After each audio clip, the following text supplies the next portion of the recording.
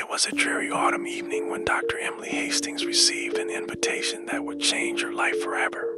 The letter, yellowed with age, arrived without warning, bearing the seal of Blackwood Asylum, a long-abandoned psychiatric hospital with a notorious history. The letter was brief and cryptic. Dr. Hastings, your expertise required at Blackwood Asylum. Midnight, come alone. Dr. Evelyn Crane. Emily, a renowned psychiatrist known for her work in abnormal psychology, felt a chill run down her spine as she read the letter. Blackwood Asylum had been closed for decades after a series of gruesome patient deaths and unexplained disappearances.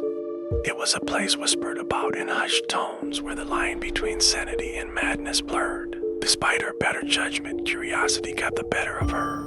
She had heard stories of Dr. Evelyn Crane, a brilliant but controversial psychiatrist who had disappeared without a trace years ago. If she was indeed still alive, Emily had to know why she was being summoned to such a place. As the clock struck midnight, Emily arrived at the gates of Blackwood Asylum.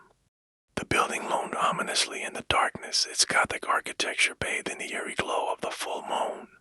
The iron gates creaked open as if by some unseen force, and she stepped inside, her footsteps echoing in the silence. The asylum was a labyrinth of decaying corridors and empty rooms, each one filled with an overwhelming sense of dread.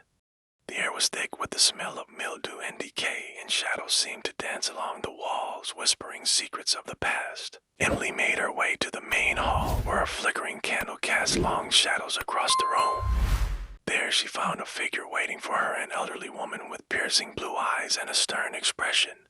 Dr. Hastings, I presume. The woman said, her voice cold and detached. I am Dr. Evelyn Crane. Follow me. Dr. Crane led Emily through the winding corridors of the asylum, explaining that she had been conducting experiments on the human mind, seeking to unlock the secrets of consciousness. Her research had taken a dark turn when she discovered a method to communicate with the spirits of the dead. The asylum is haunted, Dr. Hastings, Crane said, her eyes glinting with a mad intensity. The spirits of the patients who suffered and died here are trapped, unable to find peace. I need your help to understand them, to free them. Emily felt a growing sense of unease. She had always been skeptical of the supernatural, but the oppressive atmosphere of the asylum was starting to wear down her defenses. As they descended into the lower levels of the building, the temperature dropped and the whispers grew louder. They arrived at a small, dimly lit room filled with old medical equipment and handwritten notes. In the center of the room was a large mirror, its surface cracked and stained. This mirror, Crane explained, is a gateway to the spirit world. It allows us to see and communicate with the dead. Dr. Crane instructed Emily to sit in front of the mirror and focus her mind. As she did, the room seemed to warp and shift around her. The whispers grew louder, forming words and sentences that echoed in her mind. She saw fleeting images of tormented faces, their eyes filled with despair. Suddenly, the mirror's surface shimmered and a figure appeared, a young woman with hollow eyes and a ghastly smile. Help us. The apparition whispered, her voice filled with sorrow. Free us from this place. Emily's heart raced as she tried to communicate with the spirit, but the figure vanished as quickly as it had appeared. Dr. Crane watched with a mix of fascination and satisfaction. You have a gift, Dr. Hastings, she said. You can see them. You can help them. Over the next few days, Emily delved deeper into the asylum's dark history. She learned of the cruel experiments conducted on the patients, the inhumane conditions they endured, and the tragic fates that befell them.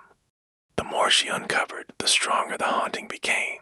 At night, the spirits grew bolder. Emily was plagued by nightmarish visions of the past patients screaming in agony, shadowy figures lurking in the corners of her room, and the ever-present whispers calling her name.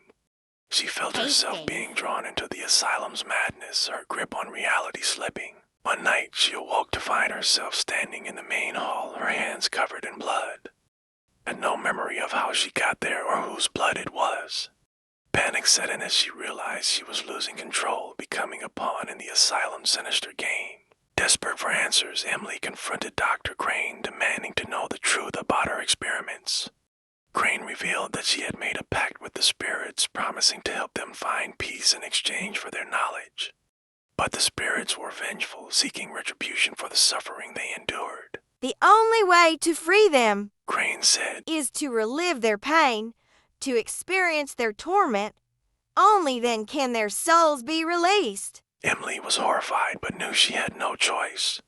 She agreed to undergo the ritual, hoping to end the nightmare once and for all. Dr. Crane prepared the mirror and Emily braced herself for the ordeal. As Emily gazed into the mirror, she was transported to the past, reliving the horrors of the asylum through the eyes of the patients. She felt their pain, their fear, and their despair. The torment was unbearable, but she endured, driven by the hope of freeing the trapped souls. She witnessed the experiments firsthand, patients strapped to tables, subjected to electric shocks and brutal surgeries. She saw the faces of those who had been lost, their spirits broken by the cruelty they endured. Each vision was more harrowing than the last, pushing Emily to the brink of madness. But she held on, determined to see it through. Finally, after what felt like an eternity, the vision ceased and she was returned to the present. Exhausted and broken, Emily confronted Dr. Crane, demanding to know if the ritual had worked. Crane's expression was unreadable as she led Emily back to the mirror. The surface shimmered once more and the spirits appeared, their faces serene. Thank you. They whispered in unison, their voices filled with gratitude. You have freed us. As the spirits began to fade, Emily felt a sense of relief wash over her.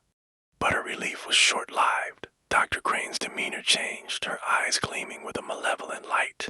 You have done well, Dr. Hastings, she said, but your work is not yet complete. Before Emily could react, Crane grabbed her and forced her into the mirror. The world spun around her and she found herself trapped in a nightmarish realm surrounded by the tormented souls she had tried to save. Inside the mirror, Emily faced the full wrath of the spirits. They blamed her for their suffering, their anger and hatred consuming her.